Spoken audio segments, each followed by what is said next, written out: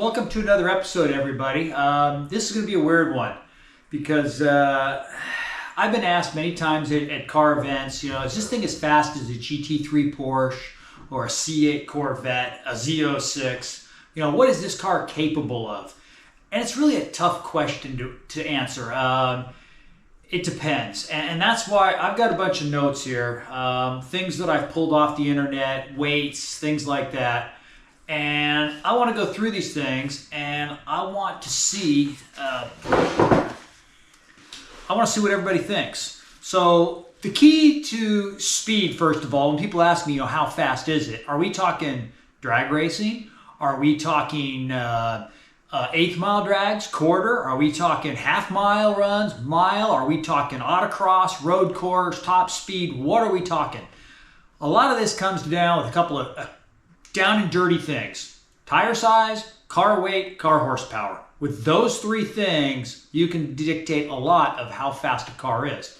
So what I've done is I went through some modern cars and I've kind of wrote down weights, horsepowers, weight to power to weight ratio, and I'm going to go through this with you, and then we'll throw my car in there. So like a C8 Corvette, they weigh 3,650 pounds, kind of depends on who you talk to. They're running about 495 horsepower, which gives you about a 7.44 power to weight ratio. They're running tire size 245s up front, 305s in the rear. A C8 Z06, totally another animal. They're running 670 horse, probably about the same weight. So that gives you a power to weight ratio like 5.37. That's a serious car. 275s up front, 345s in the rear. 911 Porsche. 388 horse, 3,800 pounds. I don't know if that seems high, but that's what the Porsche site is saying. 9.79 power to weight. 255 up front, 315 tire size in the rear. GT3. GT3 is what every car gets measured against. You look at the Mustang GTD. They're all measured against the GT3 Porsche. It's a beast. It's an amazing car with how little horsepower they have. They're 3,278 pounds published weight. 502 horsepower, 6.52 power to weight. 275s up front, 335s in the rear. Type 65, mine, I'm going to go estimately conservative on the horsepower. 480 horse, 2,820 pounds. That actually is me weighing it on a scale with about 3/4 tank of fuel, wet, ready to go, other than me in it. So it gives you about a 5.87 power to weight ratio. So you can see that the Type 65 is right up there with those other cars.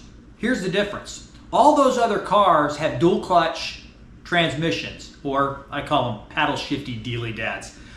Totally different animal. That is the fastest thing out there by far. That or an automatic transmission. Stick shifts, they don't cut it. They've got traction control. I don't have any of that. They've got yaw control, steering stable. They got all that garbage that they can help them drive better and faster. And is it cheating? It depends on who you. If you want to go fast, you just go out and buy a brand new GT3 Porsche or a Z06 Corvette. Not much is going to touch those cars. Is this car as fast as that? Power to weight ratio? Yeah, we're right up there. Other than the Z06 Corvette, got the GT3 Porsche blowing out the water, C8s, 911s. We're right there. Difference is, I know for a fact, a C8 Corvette, my buddy had one, I think it was a 2022. We took it to the drag. Same night, one after the other. He was running 11.8s, 11.9s in the quarter. I was running 12.1, 12.2s. I was running 10 mile an hour more than he was at the other end.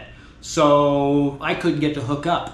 He just hits the gas, he can hold the brake, hit the gas down, release the brake, and it just launches. Traction control allows it, keeps it from spinning the tire, makes it a very good drag car. Mine's none of that. You're basically feathering that throttle. You got to slip the clutch a little bit. If you get into it too hard, they start spinning. If you bang into second, it's spinning. It's just the way it is. Autocross course. I'll take a C8 Corvette any day of the week. This is where this car, I think, really shines. That weight and the tire size. The fact that I've got, I didn't even tell you about my tire size. So I'm running 275s up front, 335s in the rear. Very similar to like a GT3 Porsche. Z06 has got a little bit wider tire in the rear, but not much. So I'm up there tire size with those cars. As I said, but I don't have all the go fast goodies. I don't have all that stuff. You know, I don't have ABS. So it's like autocross course. ABS is a marvelous thing. Come into the corner, you slam the brakes on, let the ABS do its thing. Car will slow down, make the corner. Me, I'll lock them up. If the car's turning in a little too much and I get on the brakes too hard, that inner tire has no weight on it. It will lock up. I've done it many times. It's a much harder car to drive on the autocross course than those other cars. I've driven in GT4 Porsche Caymans, and let me tell you, the car is so much easier to drive fast. So much easier to drive fast. This thing is a handful. Where it really gets crazy is once you take these cars to high-speed tracks where the aero comes into play. So GT3 Porsche, Z06 Corvette, hundreds if not a couple thousand pounds of downforce. I think the GT3 Porsche will, 1,000 pounds of downforce at 150 miles an hour keeps that car planted on those high-speed sweepers. This thing, I don't think there is any downforce. Aero on this car is not great. I think they're somewhat slippery, but there's no downforce. It's usually with downforce you're causing drag. You look at the drag on any of these, high-performance sports cars. The drag coefficient is usually pretty high because they're sacrificing drag for heavy downforce. We don't know what the date is on this. No one's ever windtilled it other than Factory 5, and they won't tell us what that data is. They won't release it, which tells me it's probably not very good. So I think autocross course, I've competed against GT3s. Autocross is also very driver dependent. And I can stick with some of the GT3s on the autocross course close, not take them. But then again, most of the guys that are driving those GT3s, they have been doing this many, many years. They'll do, 10, 12, 14 events a year. I get to a couple. Last year, I think I went to 1, maybe 2. This year, I'm going to try to do more. But the Silver State is kind of my thing. That's kind of where I've been focused on the last 2 years is, doing these high-speed, Silver State road rallies because I love it. It's fun doing 160 miles an hour down through the desert. So here's another list I have. So up at the Silver State, which you're at 6,000 feet, so take that into account when I read some of these numbers off for high-speed runs. At a half mile, this car ran 147 miles an hour. Again, that's at 6,000 feet. Mile, it ran 158. I know, not that much difference, kind of crazy.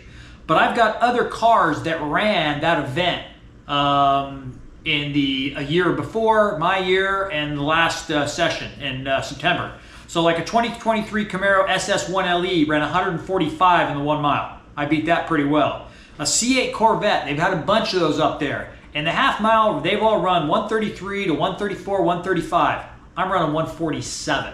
So you can show the quarter mile they'll take me because they can put the power down and they've got all that go fast goodies, the traction control. But once you get beyond that, the power to weight ratio of this pulls them pretty hard. 2017 and I don't know if these cars are modified or not. I'm going off of what's on the results. 2017 GT350 mile run went 153.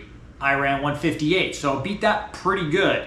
2021 Z51 in the mile ran 152. I ran 158. 2024 Z06 in the half mile ran 146. That's 1 mile an hour behind me. I think something was up there. Maybe he chickened out because that car should be way quicker than that. 2021 Z51 Corvette half mile 138. And a 2017 Grand Sport half mile around 135. So you can see the car is capable. Would I want to take this car around a high-speed track and do 120, 130 miles an hour around some big sweeper without the downforce and the extra grip? No. And that's where I think all these cars will take this car at the track. You go up against a GT3 Porsche, a Z06 Corvette, or a regular Corvette, let's say Laguna Seca, Infineon, Sears Point, and I think I'm going to lose to those guys. Equal driver, and I'm not. I don't drive enough on those things to be a good driver. But I think I will get beat driver to driver if the drivers are equal. Those cars are easier to drive. I mean, think about it. GM puts millions of dollars, if not tens of millions, into engineering these Corvettes. Porsche probably spends, I don't know, $50, $100 million in engineering their next 911, to make sure it's perfect. These things, you got Jim Shank back at Factory 5 who does an amazing job, but it's one guy. It is one guy, and they're not spending that kind of money because there's no return on it. And then it's the guy building it in the garage that's to set it up.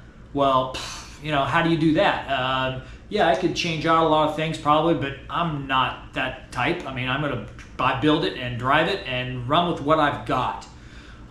So as I said, if you're looking to be the fastest of the fastest, go get yourself a Z06 Corvette. Go get yourself a 911 GT3. Go get a McLaren. Go get one of those cars that are easy to drive. Power to weight ratio is damn impressive. They're going to beat this car. They're going to beat the Type 65. But you know what? I wouldn't trade this car for any one of those cars. You go to any car event here in the San Francisco Bay Area, and there's always 4, 5, 6, 7 GT3s, Corvettes, dime a dozen. There'll be 2 of these, Dave and mine. That's it. You just don't see these things. There's not many of them out there. So if you want something more exclusive than a 911 GT3 or a Corvette or a McLaren, I mean, hell, there's always lots of McLarens at a car event. I mean, for 3, 4 of them, not even a rarity anymore. Lamborghinis, not as many as those. Always lots of Ferraris. We go to this one event over in San Carlos, always lots of Ferraris there. So, but Dave and I will be the only 2 Type 65s.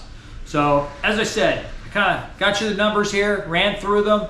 As you can see, it's a formidable car, but it's not easy to drive. But I wouldn't trade it for anything. And my next video, actually, now that I'm thinking about it, I'm going to do a video on why you need to own one of these. That'd be a good title, actually. Why you must need either build or buy a Type 65. Because I said, this car is going to be with me and the family. When I die, it's going to my son. What he does with it after that, it's up to him. But I think he loves the car too. And it'll probably stay with him and maybe go to his kid. I don't know. We'll see. By then, cars may be banned. We'll see. But I wanted to throw this up because I get that question all the time. Is it faster than a GT3? Is it faster than a Corvette?